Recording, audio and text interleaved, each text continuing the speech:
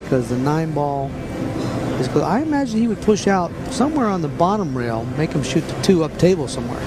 I wouldn't bring him down here where he's got a chance to make the 9. And I've seen Niels make push-outs before that weren't really that likely for another player to push out in that spot. And again, he's doing the same thing. And I think Mr. Corteza is going to jump up and try to make the 9-ball. I mean, I can't see him not trying to make the 9 here. He's going to call the 9, I think, right away. Why even give him a shot at this? I don't know why he would do that. He also has a safety he could play. We're bringing the 2-ball back down table and putting the cue ball behind the 3-ball. And he's going to play a safety. Deny the 2-ball. Oh, he played the combination. Well, that's unusual. I'm surprised to see that. I'll tell you what, Mitch. I'm surprised at that right there because, I mean, that's a tough combination right there. Wow.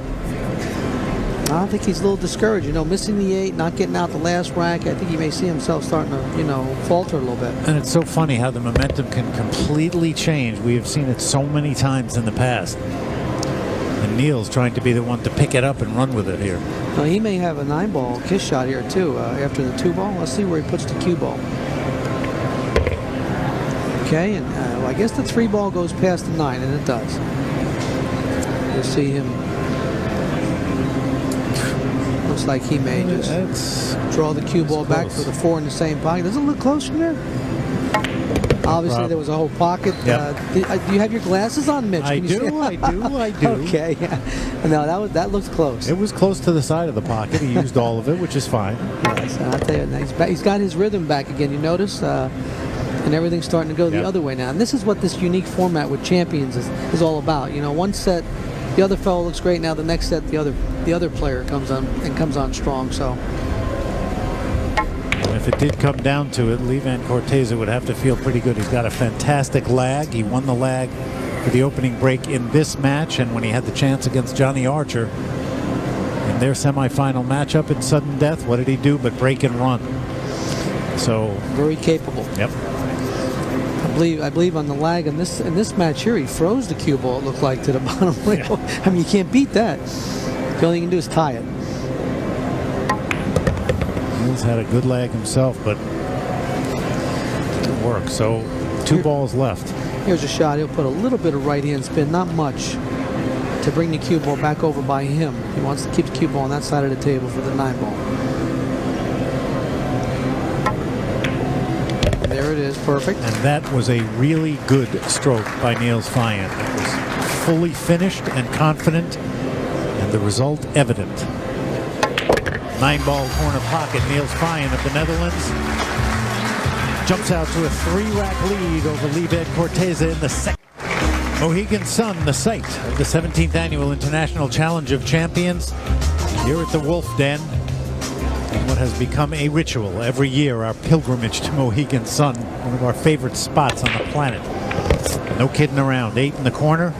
Niels Feijen wants to get on the hill here, Alan. Oh, what a beautiful break. Look at that. And the 1-ball just jumped off the bottom rail, but it looks like he's okay. And we'll see the replay. The ball goes flying in the corner here. The 8-ball stays down. The 1-ball goes down table with the cue ball and just comes off the side rail a little bit. Here's the 1, here's the cue ball, and there's the 2. Niels has to make a thin cut on this. Has to hit it pretty hard, I think, to come back and forth twice. 1, 2, 3. Here it comes back for the 2-ball. Nicely done. And folks, just for the folks at home, that's just making the cue ball go about back and forth. Is 4.5 feet each way. So you got 1, 2, 3, 4 times, about 17, 18 feet to get perfect angle on the 2-ball. And I always think it's such an amazing shot because you have to be willing to really let it out and just trust it. Period. Yeah, there's no trust involved. We play the speed of that ball. And that's how you get, become a better player when you start to play position. The speed of the cue ball is very important.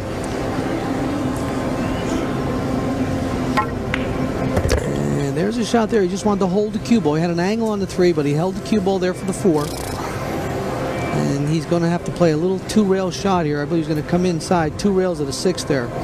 And as you can see, here's the 4. You'll play the 4 and a quarter. He may bring the cue ball 1-2. Be careful not to hit the 6 or come one rail. See what he does here. Looks like he might be coming one rail. Yep, he came one rail. Wanted to make sure he does not go nowhere near the 6. And I think that's a great play, Alan. I mean, anything can happen here. You know, you're right, Mitch. To go 2 rails there, he is taking a chance of touching the 6. But to come one rail, he's just leaving himself a little bit tougher shot. But once he makes the 5 ball, he's out because the 6 and 7 are close.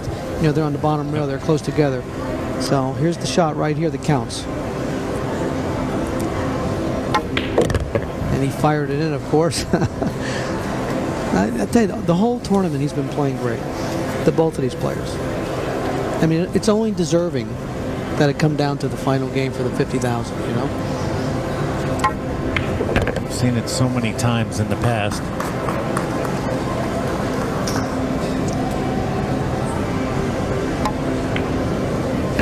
Side. Tough to simulate that kind of pressure too. That's what makes it so interesting. But this has been a great answer for Niels Feijen against Feijen Corteza. His 4th rack on the board now, and on the hill in the 2nd set, 1 rack away from sudden death, is Niels Feijen.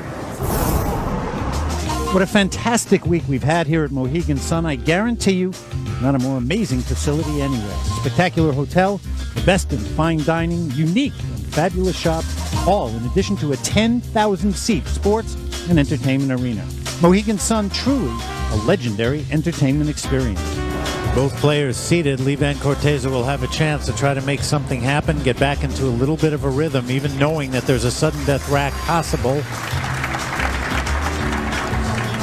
They both want to go into that 1 rack feeling great, even from the lag point of view. You want to step up